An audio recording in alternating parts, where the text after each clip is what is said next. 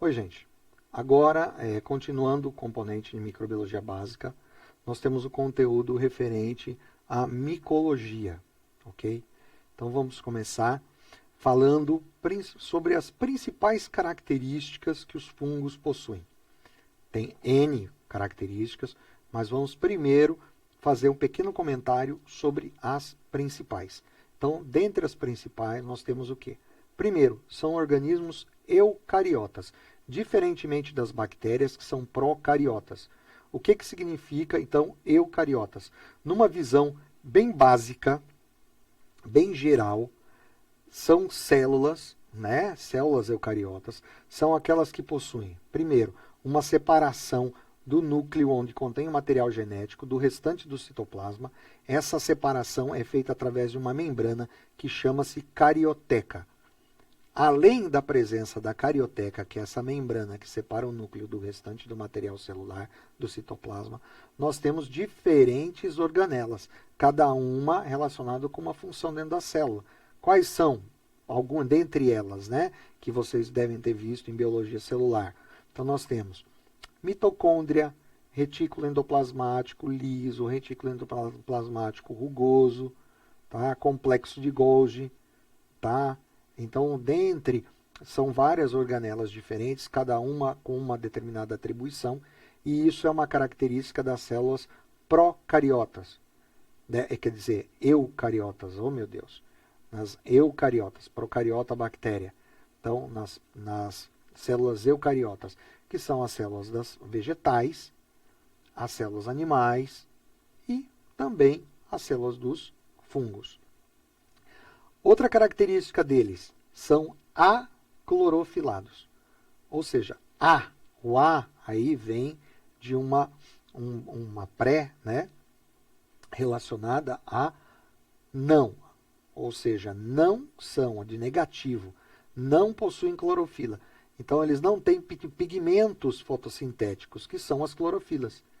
Por mais verde que o fungo seja, ele não faz fotossíntese. Quem faz fotossíntese são plantas, são algas, que estão envolvidas também na botânica, no estudo da botânica. Fungo é na micologia, é diferente. Fungo não é planta. Então, por isso, são aclorofilados. Essa é outra característica. A nutrição dos fungos é por absorção. Então, a gente já pode dizer, ele não tem boca, né? E ele não depende do raio solar para obtenção de energia. O que ele necessita? Ele necessita de um substrato, ou seja, uma base aonde ele vai crescer, vai se desenvolver e vai absorver os nutrientes. Então, por isso que é uma nutrição absortiva. Ah, mas se ele está em cima de um componente em que ele não consegue absorver diretamente. Vamos citar um exemplo. Existem fungos que são responsáveis pela decomposição da madeira, né? Só que quais são os componentes principais de uma célula vegetal? Celulose, hemicelulose, lignina. E esses componentes possuem cadeias carbônicas extremamente longas. E os fungos não conseguem absorver esse material para geração de energia na forma de açúcar. Então, o que eles fazem? Eles produzem enzimas que são liberadas no substrato, e aí essa enzima, como a gente fala genericamente aí, quebra, né? Ou seja, elas quebram as moléculas em porções menores, em açúcares, tá? Monossacarídeos, disacarídeos, e aí sim, esses açúcares menores estão prontos para que o fungo possa absorver. Visto isso, dependendo do habitat, alguns fungos podem realmente produzirem, né, diferentes enzimas. Então, um fungo que atua na decomposição da madeira, muito provavelmente ele pertence ao grupo dos fungos celulolíticos, porque produzem o quê? Celulase, hemicelulase, lignase, né? Que são é um grupo de fungos destinados justamente à decomposição da madeira. E isso segue para outros grupos de fungos para diferentes tipos de material. É por isso que muitas vezes também na área de biotecnologia se trabalha buscando fungos que podem, a bioprospecção micológica de fungos, que podem produzir certas enzimas para serem utilizadas na indústria têxtil, na indústria da madeira, propriamente dita, na área médica, através dessas enzimas que podem ter importância medicinal, importância para a indústria farmacêutica, a indústria de corantes, ou seja, N coisas que os fungos, através dessa produção de certas enzimas, podem estar produzindo, e para eles, é lógico, é um benefício pela condição que ele está crescendo e se desenvolvendo no ambiente, e por outro lado, o homem pode lançar mão desses produtos, dessas substâncias, para efeitos de questões biotecnológicas. Mais uma outra característica, o fungo possui reprodução sexuada ou assexuada.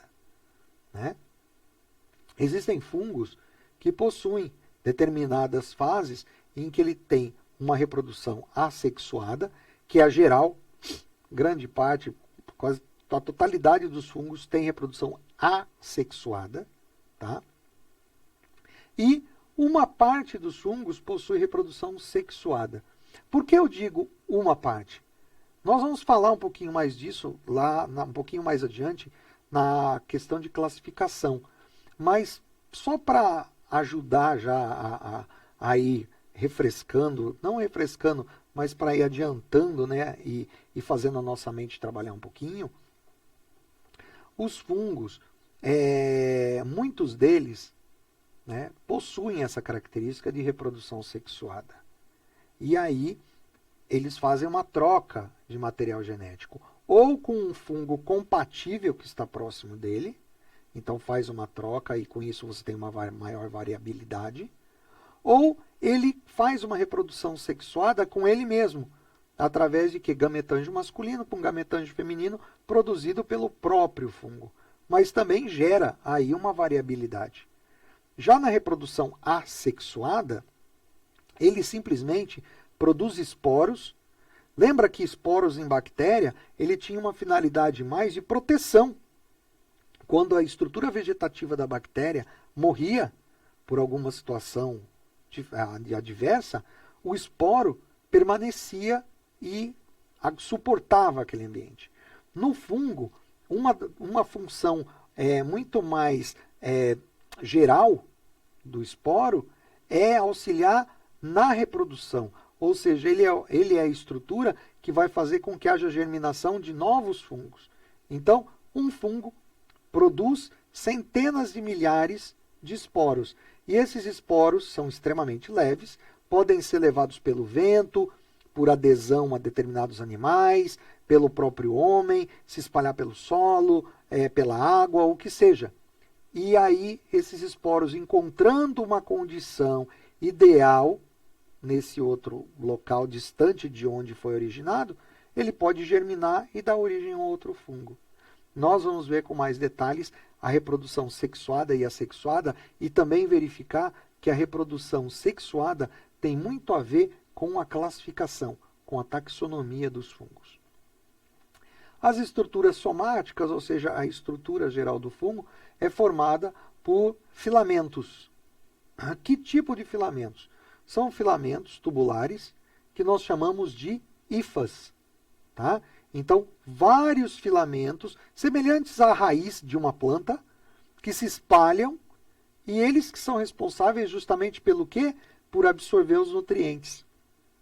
Então, são células, são todo um conjunto ali de filamentos que absorvem os nutrientes, que são os açúcares, para gerar energia para o fungo poder sobreviver. Tá? E nessas hifas é que onde também são lançados, através das hifas, as enzimas ou metabólitos, antibióticos, ou o que seja, metabólitos secundários dos fungos, são lançados para o ambiente através dessas hifas. tá? Então a IFA tem um papel importantíssimo. E é interessante porque um só filamento a gente chama de IFA. Um conjunto de IFAs tem o nome de micélio, tá? Então quando você observa no microscópio, vê aquele monte de IFA, aquele monte de estruturas tubulares, ali eu estou vendo um micélio. Quando eu dou um aumento maior e só vejo uma estrutura, eu estou avaliando uma IFA, tá bom?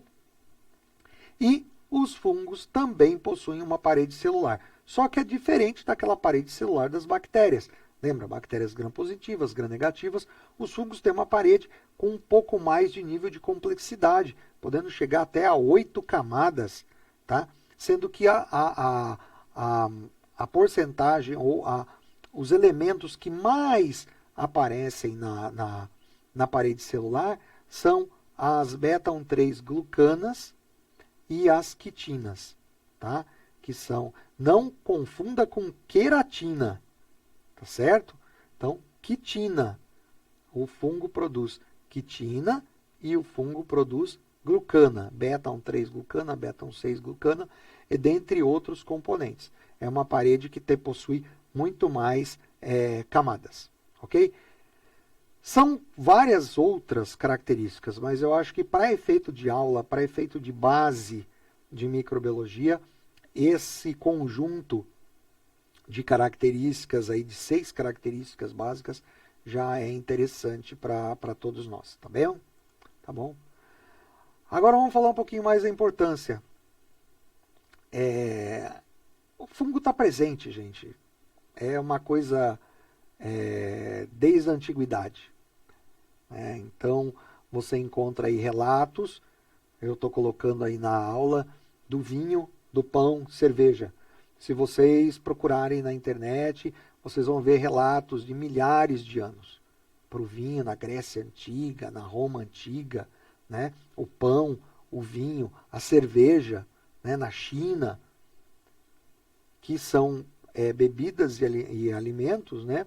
O pão, um alimento.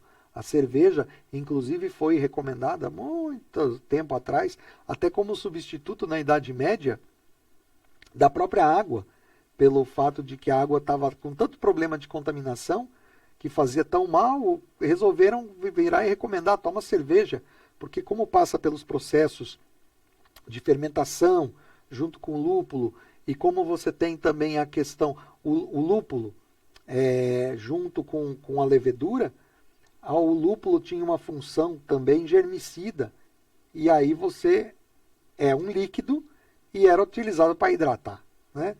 E aí você vê que os processos em que envolvem a presença de um fungo, nesse caso dessas 3, entre bebidas e alimentos, é o mesmo fungo, é uma levedura, Saccharomyces cerevisiae, mostra aí a história da presença deles junto à civilização. É claro que, como eu mostrei lá na história da microbiologia, a levedura não era conhecida na antiguidade. Simplesmente, por um acaso, por uma situação específica, descobriu-se o processo de preparar uma bebida, de preparar um pão, uma cerveja, um vinho, o que seja. E aí, olha, depois disso, segue esta receitinha, né, esse processo que vai dar certo. Aí só na época do Pasteur, lembram vocês, né, com Louis Pasteur, que ele pegou e depois que ele ficou famoso com a derrubada da teoria da geração espontânea, aí ele descobriu quem estava responsável, né, por trás do processo de fermentação e quem estava responsável pelo processo de contaminação. Lembram que eu falei para vocês na aula? Então, essa levedura, Saccharomyces cerevisiae, mas ela está presente há milhares de anos atrás nesses processos. Mais recentemente, nós temos a descoberta na época da Segunda Guerra Mundial da penicilina, ou seja, é um metabólito produzido por um fungo, no caso Penicillium, né, na época, que foi inclusive descoberto por um acaso. Tá? Tem a historinha a respeito, né, que conta que o Alexander Fleming saiu, deixou um material no laboratório dele, incubado, e ele foi viajar. Quando ele retornou, tinha muito material estragado, que ele já que ele não tinha se desfeito desse material descartado anteriormente, ele começou a jogar fora. E ele notou que em algumas placas havia, justamente ele estava trabalhando com Staphylococcus aureus, e ele percebeu que em algumas placas havia um crescimento fúngico, e o Staphylococcus ficava com uma borda no entorno, não crescia próximo a esse crescimento fúngico. Então, a partir daí, ele lançou a hipótese de que havia alguma coisa produzida por aquele fungo que inibiu o crescimento da bactéria. Na verdade, ele foi que deu o pontapé inicial para a descoberta do antibiótico. Posteriormente, depois de muitos anos, em torno de quase 10 anos depois, é que se conseguiu isolar e purificar este metabólito por uma dupla de pesquisadores. Mas quem deu o pontapé inicial para isso foi o Alexander Fleming, ao observar essas placas que praticamente ele estava jogando no lixo e descartando, tá certo?